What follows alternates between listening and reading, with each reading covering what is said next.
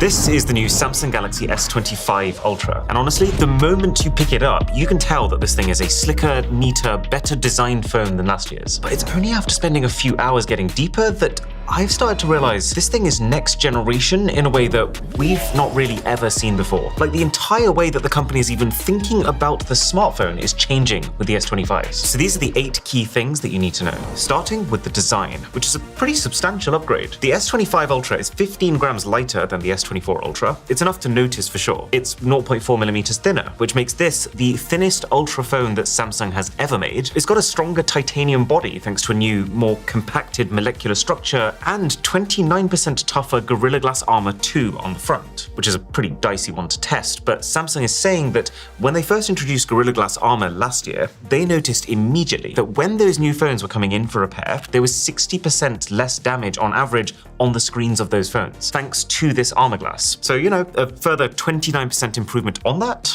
well, it's not gonna hurt. Now, to be really honest, I think the colors are a complete miss. They're all boring. They tried to make them interesting with the names, like the hero color is called Titanium Silver Blue, and this one is Titanium White Silver. Let's call a spade a spade.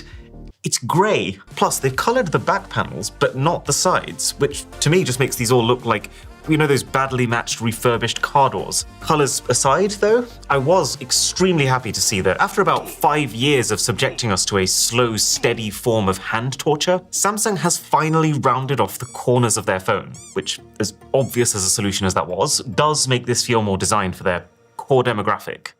Humans. But then when I properly started using the thing, I realized it's only a half improvement, since in the process of chopping off the corners, they've also chopped off the slightly rounded sides of the S24 Ultra. So those are now flat and sharp. To be fair to them, the flatness does give the phone a very clean, futuristic silhouette when you look from the front, but it does come at the cost of it still not being close to as comfy to hold as, these more pebble-like phones like the Google Pixel 8a. Tell you what is very nice to see, the bezels are now even tinier, 15% smaller than the ones on the S24 Ultra, which is a small improvement, but still fantastic, because it means that within this thinner, lighter, less painful body, we are now also getting a slightly larger screen. It's gone from 6.8 inches to 6.9. Nice. And then you interact with the software. So last year with the S24 Ultra, one of the most impressive things about this phone was not actually the hardware, but more just how much Samsung had upgraded their One UI Android skin. It felt like a complete modernization. It was prettier, it was faster, it was more customizable. And somehow, I feel like they've made another similarly massive jump again this year. The S25s will ship with Samsung's latest One UI 7, and I freaking love it.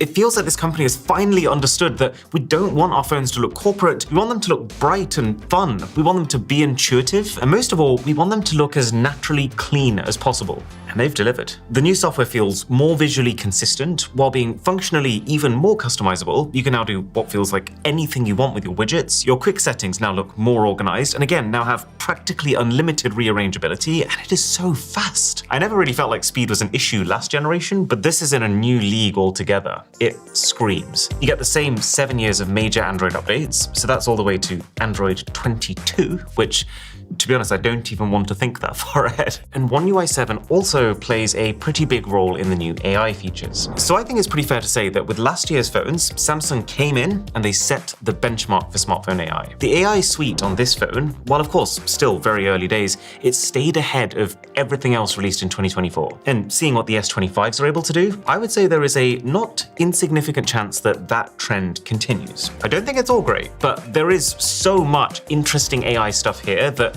we can actually split what you're getting on the S25s into 3 subcategories. So the first is something called cross-app action, which is exactly what it sounds like. It means that you can now hold down your power button and give your phone a command that spans 2 different apps. So for example, when's the next Rick Astley concert?